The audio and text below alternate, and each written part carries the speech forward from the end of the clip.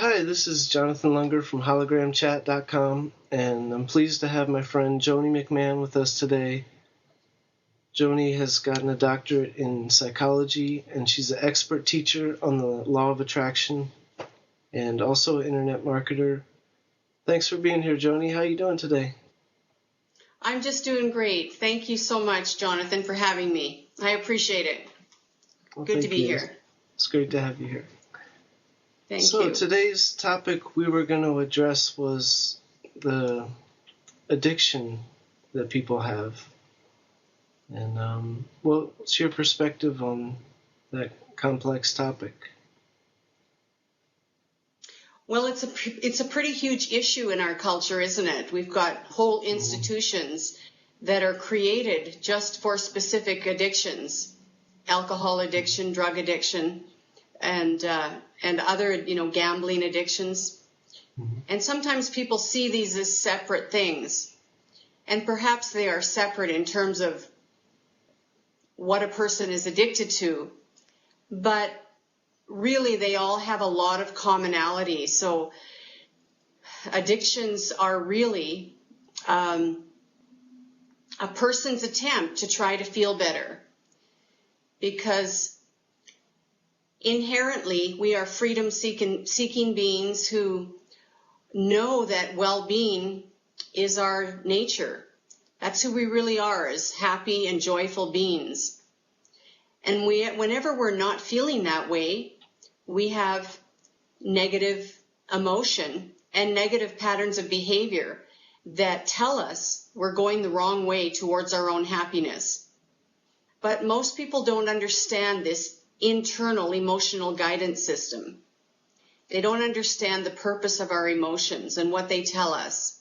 And they don't have the skills to move from a negative emotion into a positive emotion and stay there for very long. So because everybody has this natural inclination to want to feel good, to want to be happy, they will take on and do things that they think will make them happy. And I can certainly give you some examples of, there's a lot of teenagers that I've worked in the school system with teenagers and at the university level with adults. And with teenagers in high school, starting about grade 9, even younger, but certainly grade 9 is the time that it really starts to begin. Students have access to drugs on the street. And in the schools that I've been in, at one point, I remember a school that I was in a few years ago, we looked at our student population. It was a small enough school that we could do this. And 75% of our high school students were smoking marijuana on a regular basis. They would start their day by smoking, and many of them would go outside at lunch to smoke. And it was just a regular part of their day. And somehow they found the money to do that. I'm guessing most of their parents didn't know about that, but I have no idea, to be honest, because I worked with some of them, but certainly not all of them. But the thing about, there's some addictions that are worse than others. Marijuana tends to lull you out. And so when you're in a school, and most students don't really want to be in school, I'd say there's about 20% that really find value there. So there's 80% of students who are sitting there listening to information that they don't want to learn, that it's not of interest to them. It's forced on them. They have to be there. And it's almost unbearable for many students. And they will just smoke marijuana, and the school system likes it when you're quiet, as opposed to rambunctious.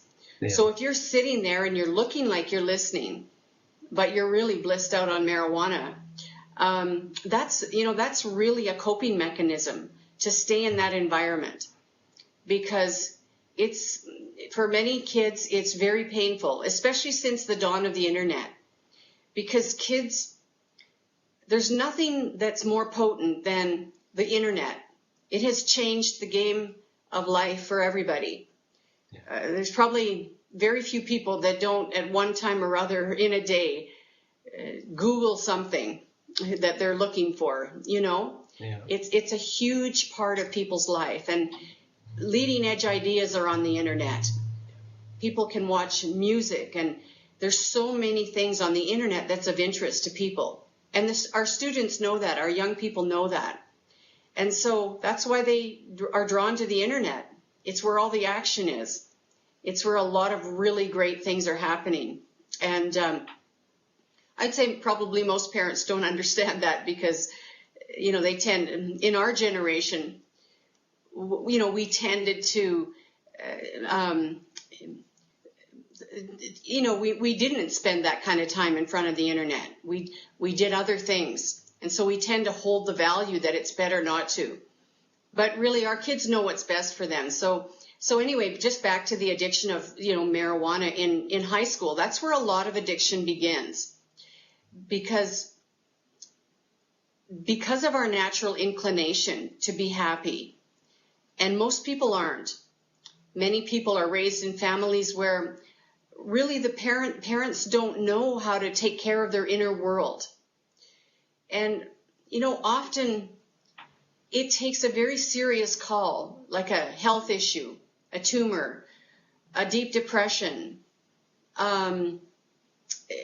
something like that, you know, serious issues with some part of your body, to recognize that there's something wrong in your world, you know, because those physical manifestations or, you know, physical symptoms are our body's way of letting us know that there's something wrong. And so it takes so many of us a really long time to recognize that we even need help. So many of us are so out of alignment that with who we really are, we're not feeling good most of the time, that we get these physical symptoms and we don't realize until it's very serious that, oh, gee, you know, there's something wrong. But, so I just make that point in this video about addictions because that's the extent to people get so used to feeling bad that they think it's almost normal. In fact, being happy seems abnormal. It seems odd, you know, because we haven't been practiced into it, you know. Mm-hmm. But yet at a very deep level, we all know that freedom, inner freedom, and is what's most important. And so a person who's addicted is actually they're a much healthier person than someone that spends their life complaining and worrying and thinking about all the terrible things that can happen to them. Because a person who's addicted to something understands that, you know, they're reaching for something to help them feel better. They're more in tune with a person who's just consistently in a negative place. So it's kind of hard to swallow the idea that a cocaine addict, for instance, would be in a healthier place because they know they're not feeling good. They're reaching for cocaine to feel better. They're in a healthier place than someone who's just in a permanent state of negative spiraling thinking, you know? Yeah. So, and that really goes for any addiction. Cocaine, alcohol addiction. People spend many, many dollars stocking up on alcohol in their home so that they can have it at any time they want.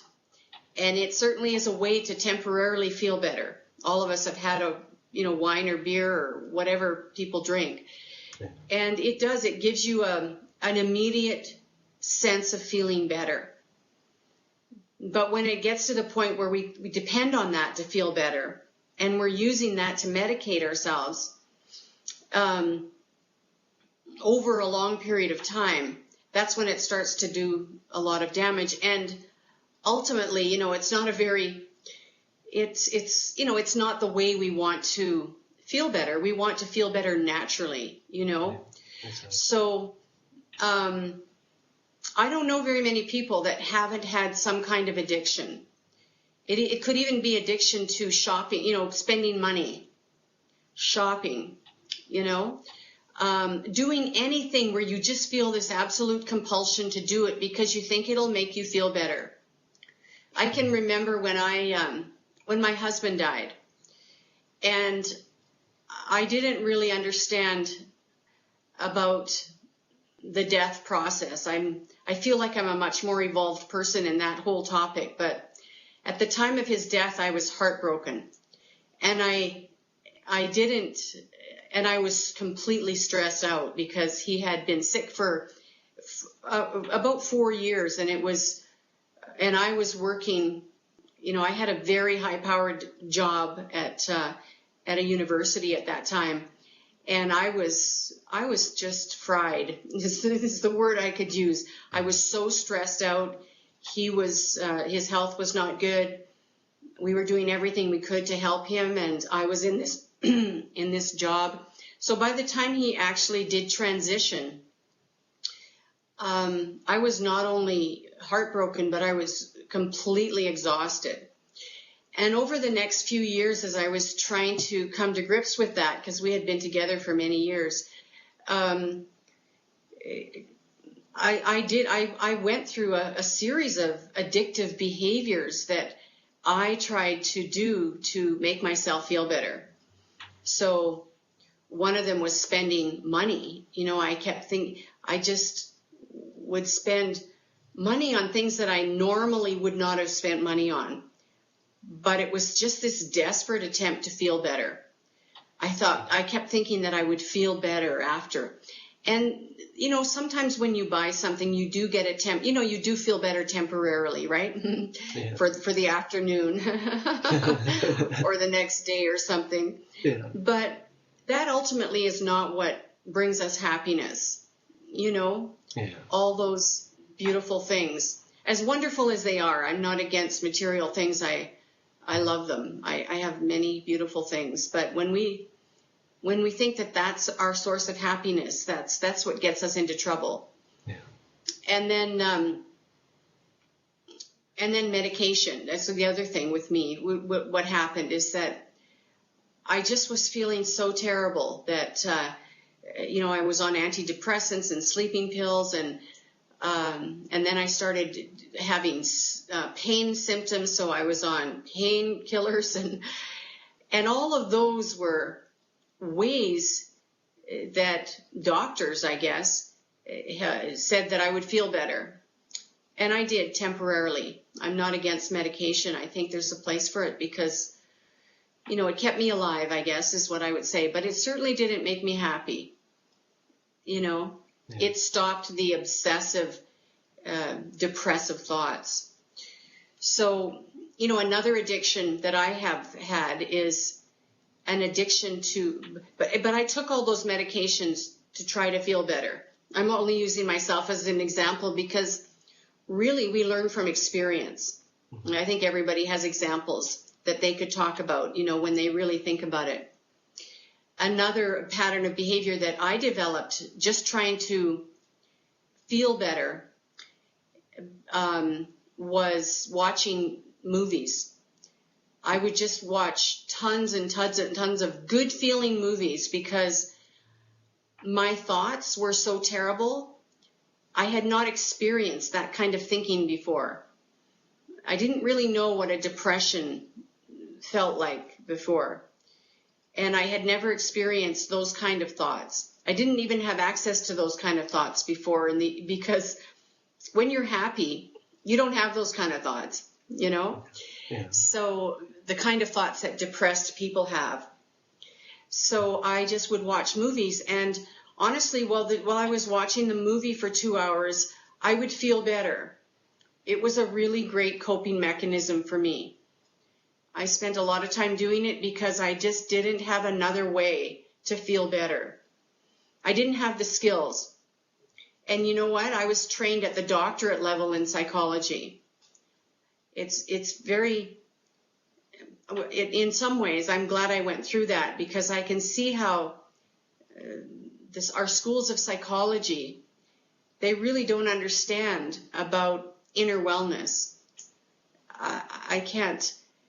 Most of my courses were on identifying symptoms, so knowing what it looked like if someone was schizophrenic or depressed, and medications, and the social, the history of psychology and stuff like that. But there was very little on how to actually make people feel better permanently and help them understand what their guidance system, their inner guidance system, really is about. And so if we can look at our guidance system as this is who we really are, this is who we are now in our physical body, and we have a higher self, so to speak, the very best version of ourself. When we're joyful and happy, that's the highest version of ourselves. We're in tune with how the universe or God or whatever, however you see that, sees us. If the universe is always saying to us, we love you, you're adorable, come this way, we know how to help you. But most people don't know the call of source energy. I call that source energy. You can't really hear it when you're in a negative place, because you're so stuck in negative thought. And that's where I was. So I think, wow, if somebody who has a doctorate degree in psychology, and who really, I was so committed to my health. I ate everything that was great. I exercised. I used to be an athlete, and I've always exercised. It's always been a part of my life. And so someone with a doctorate degree eats healthy and exercises on a regular basis. If they don't know how to help themselves, I have no idea how the average person is managing, and I think not very well, So I'll just continue with my story for a little bit, because it's such a good example of, that I never stopped trying to feel better, ever. And there was a point where I got to the point, because it was taking so long for me to feel better. Because when someone dies that you really love, and you don't have a larger, more expanded understanding of death, what you want can never come back. My husband will never be back in physical form as it was. So, what I wanted, what I desired, was for him to be back. It could never happen. So I was in a state of complete depression. Because I actually had been used to getting most everything I wanted. That's the way life is supposed to be. You can get everything you want. But because I had such a distorted understanding of death, it took me a long while. So when I was in this depression, my thoughts got worse and worse and worse. And I kept trying to find help, and I saw many doctors, many people actually, and finally my thoughts got to a place where I thought, you know what, I don't think I'm ever going to feel better. And because I had this, because I knew that happiness was something that I could have, I had it, and I didn't know how to get there, and I had been trying and trying. I thought, well, it's better to just leave the planet. I'd rather die than live like this. I don't want to live like this. I was not living up to my potential. I just felt so inadequate, really. I just felt like I didn't know how to get out of this, and I didn't want to stay in it. It just was not an option. So my thoughts turned to suicidal thoughts, which were very odd. I mean, in some ways, I'm so glad I went through this experience because I can live to talk about it. You know, the thoughts are just so terrible. You know, how you could possibly put yourself in front of a train and not just get disabled, but make sure you totally died. I mean, you know, that's a pretty, you know, terrible place to be. Yeah. But that, you know, that was the level of some of my thoughts. Because if I tried this, I wanted to be successful. Oh dear. So anyway, there was just so many things I did during that period that were coping mechanisms to try to feel better. So I finally did come out of it, and I'll talk about how after. But you know, really, it's just me going on a little bit about all addictions. That's without exception, are about people who are trying to feel better.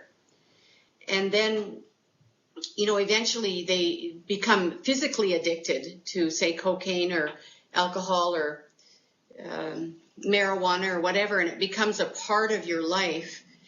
But really, you know, a physical addiction can actually leave your body within 3 days.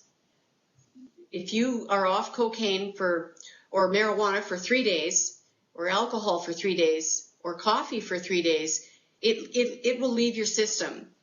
So it's not the physical addiction, it's the psychological addiction that people get hooked on, right? So, yeah.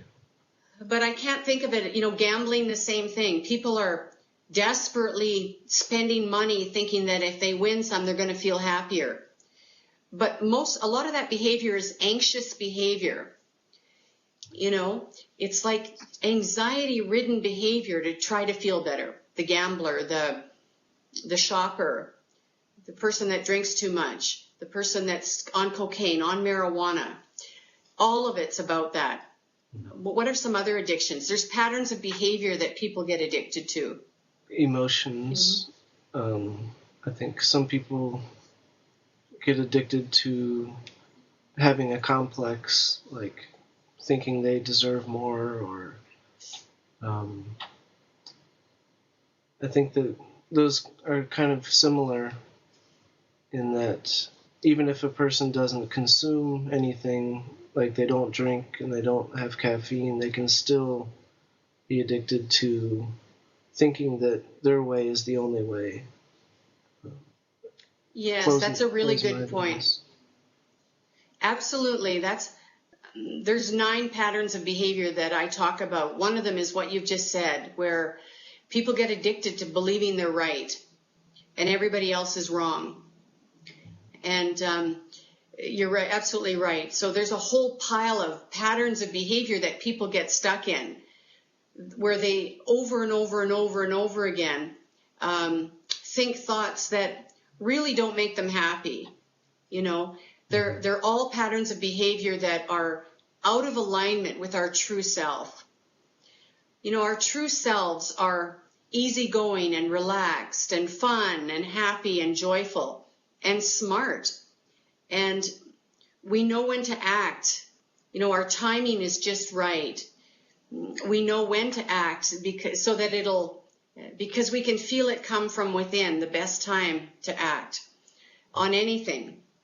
That's another big addiction in this culture, is frivolous acting, just being busy all the time.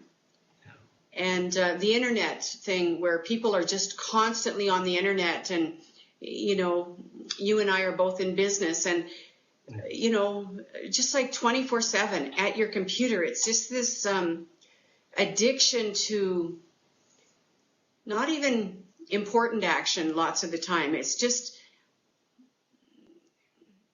and it's not action that makes you feel good.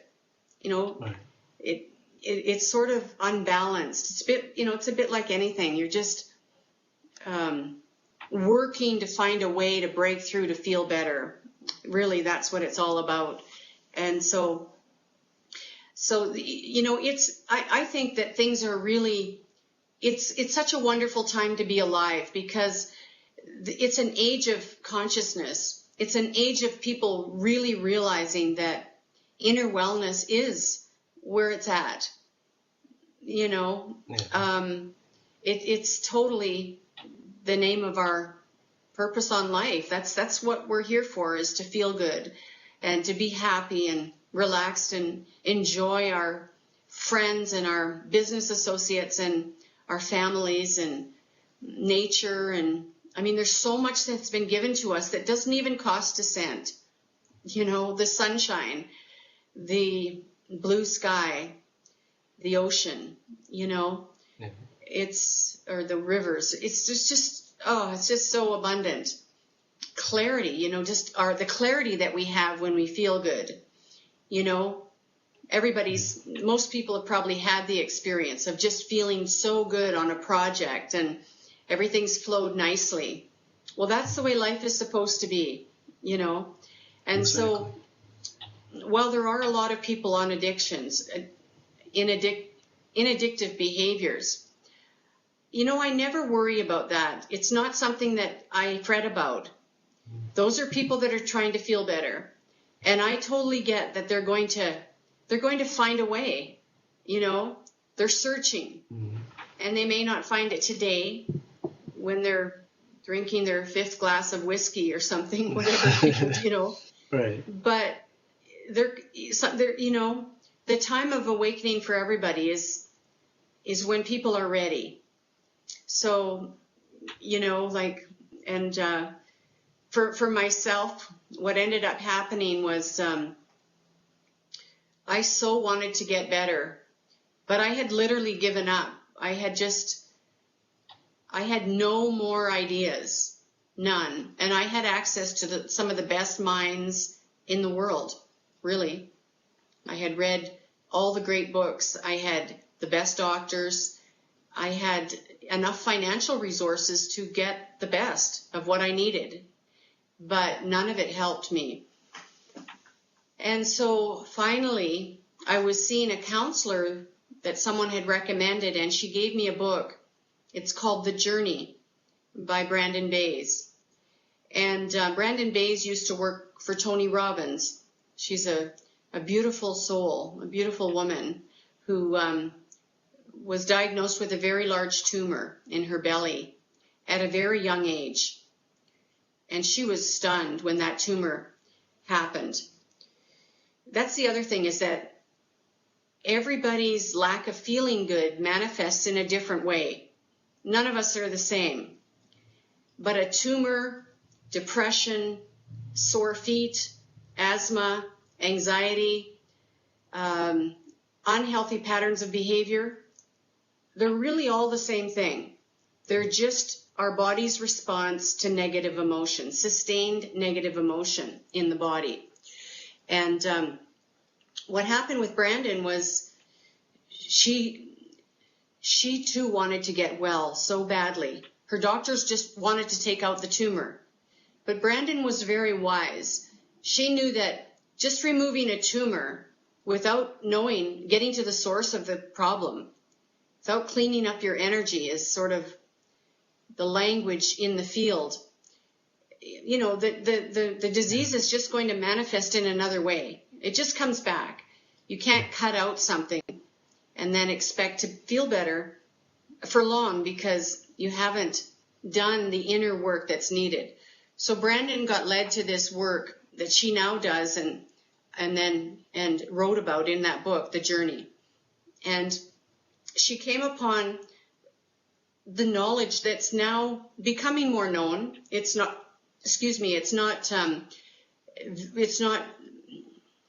It hasn't been allowed to surface very high because our medical industry is very strong and it's run by the drug companies. Yeah. And they would lose a lot of business if people found out how to heal themselves without taking their medications.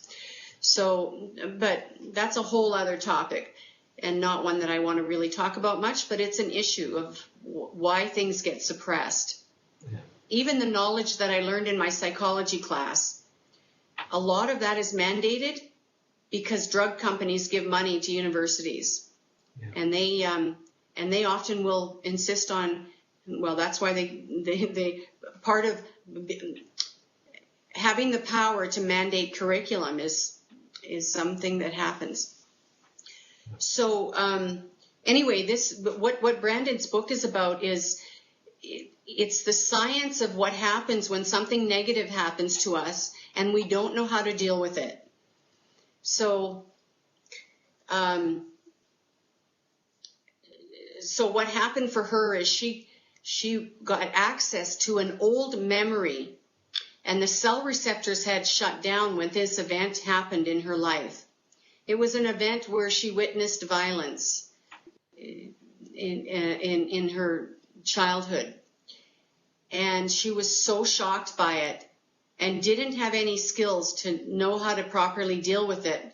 And that event got stored in the body as a cell memory. The cell receptor literally closes and no longer functions healthily.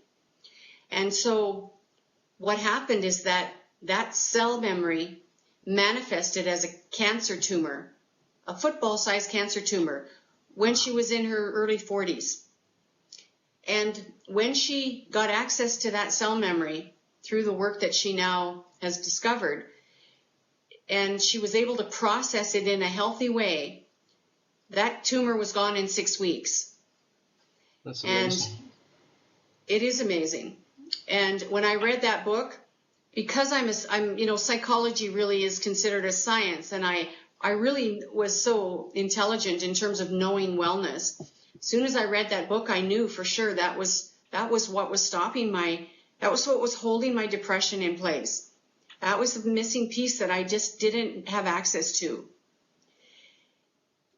And you know, the very interesting thing, this is just an aside, but it's all connected. I'm just laying a groundwork here to bring it back to addictions. But when my husband was dying, he even told me the memories from his childhood that kept coming up while he was trying to get well, because he desperately wanted to get healthy. He didn't want to leave. He didn't want to die.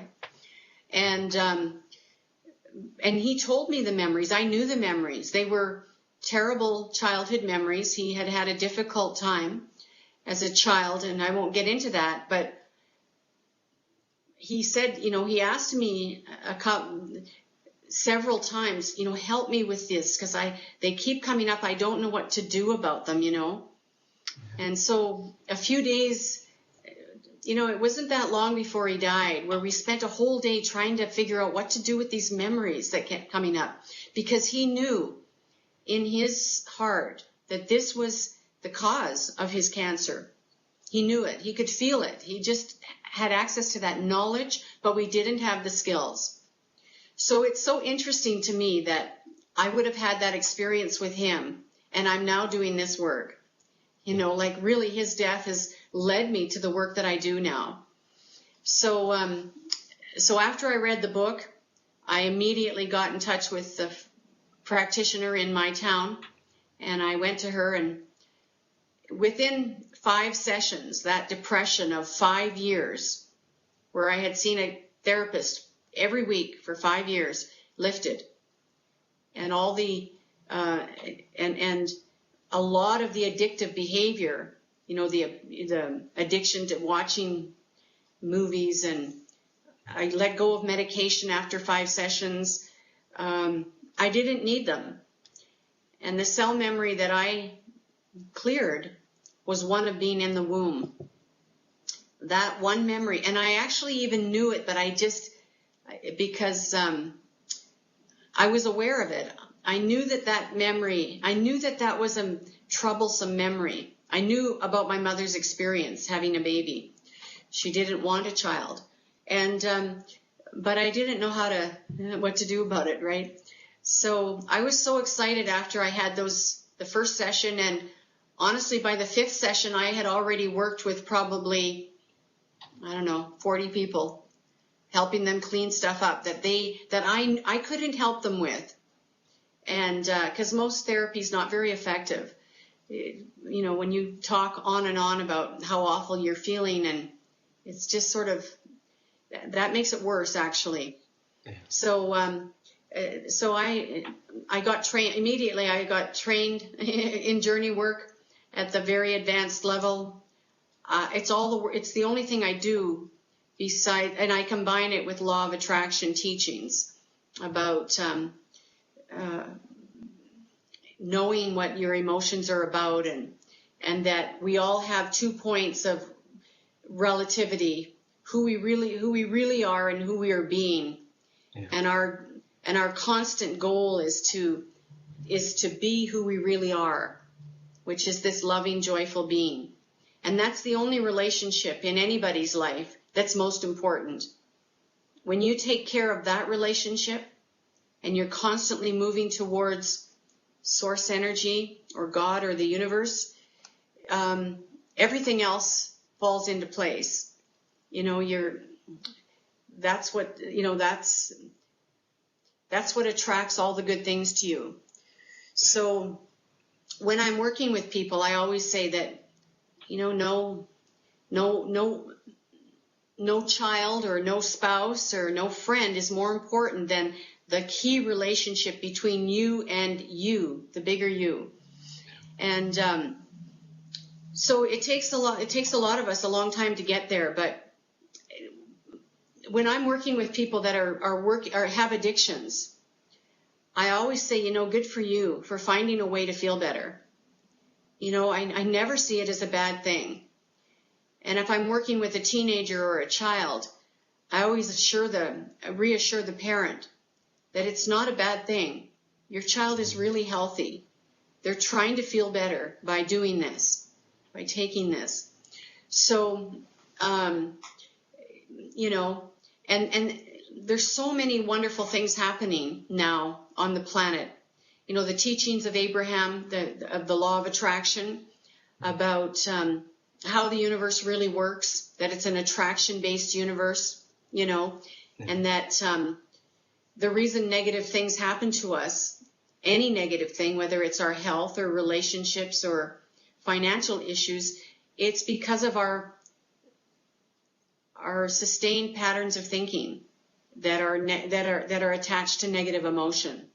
It's really sloppy thinking, but that's kind of a judgmental way to, I guess, to say sloppy thinking. It's as though we're all not trying our best. We are, yeah. But it is really sloppy thinking. Once you understand the law of attraction and you understand the power of our thoughts, I honestly don't think we have any idea how powerful we are. We're just getting a taste of it now on the planet. People are doing absolutely remarkable things because of technology, because of our evolution as a species. It's the age of awakening. So really, and there is not much more to say about addictions except that it is everybody's attempt to feel good, to feel better. And that's a really healthy thing. And it gets unhealthy when it's on and on and on and on for years. But, once people have the skills, I'm so passionate about teaching people these very simple skills of journey work. They're not difficult, and I don't really even understand why people, are so resistant to it, because I guess it's because I'm so health conscious. It's been such a big part of my life to know that feeling good is important, is where it's at. And it helps you really understand your emotions to do journey work, because it finds those hidden emotions that sometimes we don't even know we have, that are creating some kind of distress, So, but since I've lifted my depression, I have had other patterns of things that I've cleaned up too. I've gotten to the root cause of them. And it's always the cell, an old time cell memory, that raises its head. And if you can help somebody, I always feel so great when I can help somebody clean up a pattern of behavior that they've been doing for 2 decades in a session. And that's literally how fast it can happen. it's unbelievable. You know, I was working with a woman not long ago, and she was addicted to helping people. She could not stop helping people, even when she didn't want to, and she was getting very sick doing it. And in one session with her, she got to the root source of where that pattern of behavior got set up in a memory that she had, and she was able to process it cleanly and carefully with journey work. And she's never done that behavior since. Never. I mean, it's unbelievable. You know, like, why this work is not known throughout the entire planet is it's a mystery to me, because it's, you know, there's pockets of people that know it. In South Africa, journey work is used in every school there, in most schools there. I'm not sure about every school, but whole school districts have taken it on. And a teacher can literally process a whole class of kids and help them keep into, you know, help them clean up whatever negative thing might have happened in the last week, or, you know, whatever, so that they're always coming from this joyous place of love, you know. Yeah. So, and kids are they're so eager to feel good, you know. They're not holding a lot of stuff, you know. Yeah. So I don't know if I've covered everything with addiction. Can you think of anything else, Jonathan? I really appreciate and like what you said. One thing I thought of during it was a couple wise friends of mine talked about the concept of moderation, you know, versus like when people are really addicted versus using moderation. I think most people find more joy in moderation, whereas like two different sides of the seesaw, and to have more balance and more moderation. And also like the layers, like when you shared the journey work with me, after I process one emotion and memory, I'd notice a new one would be underneath it, and I never would have been able to get to it if I hadn't taken the top layer off first. And so I think it's really helpful, and it's a mystery why more people don't know about it, to me too. Yeah, it hasn't. I think in North America, because the medical system is so entrenched with the drug companies, that there's been a lot of resistance to new stuff. Certainly, even resistance in the schools I've worked in. You know, like it's interesting, but you know what? You can't keep a good thing down. Yeah. It certainly hasn't stopped me from, you know, I can tell within 5 minutes of talking to somebody, you know, if they've got something present, you know. The other thing about the moderation thing is that everybody knows within their heart whether that glass of wine is because they're just having an enjoyable meal, or whether it's because they are trying to dull the edge of crankiness. Do you understand what I'm saying? Definitely. Like, people will medicate with a glass of wine because they're feeling so edgy, they'll say. Right. But that's a very different state than someone that's just totally enjoying their life and having a glass of wine. You understand what I'm saying? Definitely. Both could be moderation, but it's the feeling behind it. Yeah. That's the key. That's the key. So I know the difference because I've done it myself. You know, I'm just feeling so tense. Oh, I just want to have a glass of wine, and that relieves temporarily that tension. But if I'm just having a really great time and I'm enjoying a glass of wine, it's a very different feeling, very different experience, you know? Yeah, like choosing it versus I have to have it, you know, like it is definitely a different vibration. Exactly. It's all about energy. It's all about your vibration. The healthier you get and the more you find a way, you know, journey work, there must be other ways that people use to get better, because there's lots of people getting well on the planet. I don't know all of them. But I lost my train of thought there. What was I saying? You talked about you don't know a lot of people who are like that. The vibrations, I think I kind of lost it also, but... Okay. Yeah, I'm sorry. I've lost my train of thinking there. But it is all about energy. It's all about vibration. Everything. You know, we're feeling energetic mechanisms. And most of us is really non-physical. This is a very small part of us that's here in physical form, as you know. Yeah. I'm talking to somebody that knows about this, you know, but for our listeners, that we've come from this vast expanse of non-physical energy that we all have access to. When I do journey work, I get into this space of understanding the vastness of the energy that I'm a part of. We're all a part of. We're all one, and that's what that term means, is this infinite intelligence that we can access. Yeah. And, you know, so, yeah, I think that's all I can think of to say on that, but you understand what I'm saying about vibration and energy. Definitely. It's just a term, vibration is just a term to represent our emotional state. Yeah. Happy is a high vibration, depressed is a low vibration. Yeah. And I certainly know the difference now because of my own experience.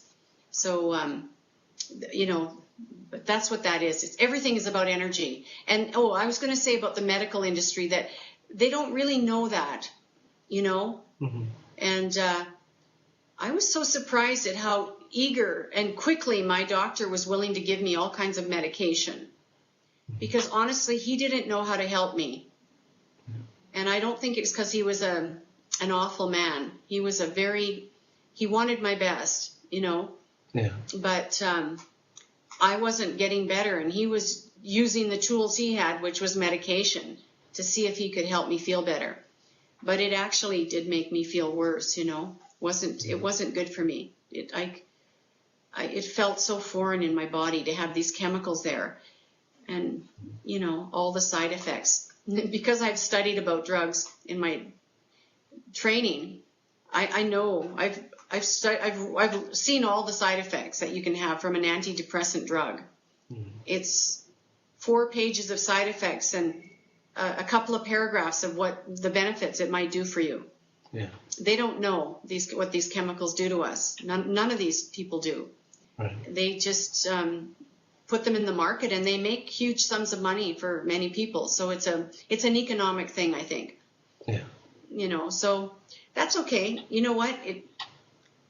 Good always wins. It's always going to bend. You know, people are strong. They're powerful.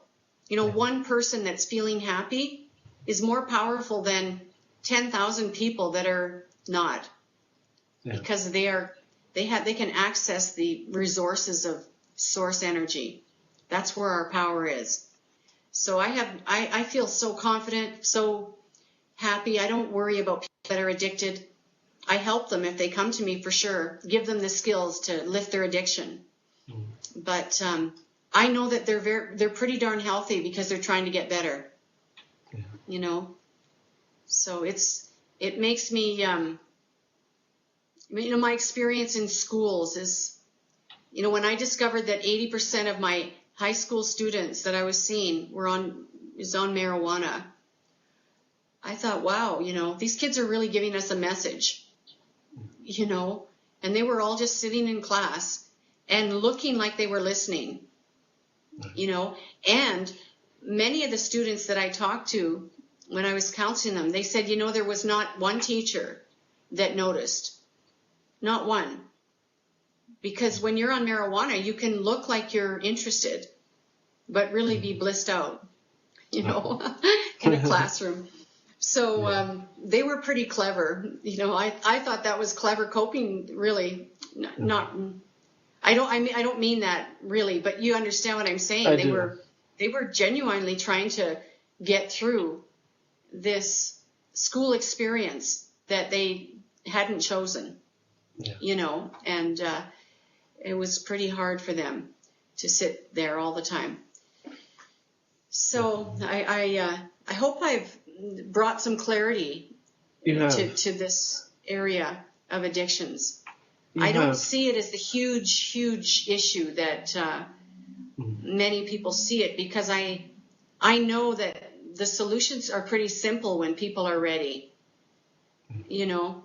So that gives me so much hope. I just feel so happy that these tools are on the planet today. They weren't on the planet. I don't think they were on the planet when my husband was dying. Journey work wasn't, I don't think. It's relatively new. So, man, I'm so excited that, more and more people will live joyful lives, Yeah. Not sick, not in sickness, and not in feeling bad most of the time. That's really so exciting to me. Yeah. Well, thank you so much, Joni. And viewers, go to jonimcmahon.com and you can check out her books and products, and definitely get on her email list for I believe, the 17. Well, you'll see when you get in there, but I don't want to give it away, but it's definitely my favorite list to be on, and it's been a real you're pleasure. Talking about my free online course? Yes. Oh, I didn't okay. know if you wanted me to share about how many episodes it has. Oh, yeah, sure. It's a 17-day free online course. It's you can access it at jonimcmahon.com. I'm happy to share that. It's information I would have paid $1 million for, because it got me better, Yeah, it's priceless. Absolutely. Thank you, Jonathan. I'm so glad that you've benefited from it too. No problem. All right. Well, you have a wonderful day, and thanks again. Thanks, Jonathan. I'm so happy to be with you. Happy Take care to be now. with you too. All right. Take care. Bye now.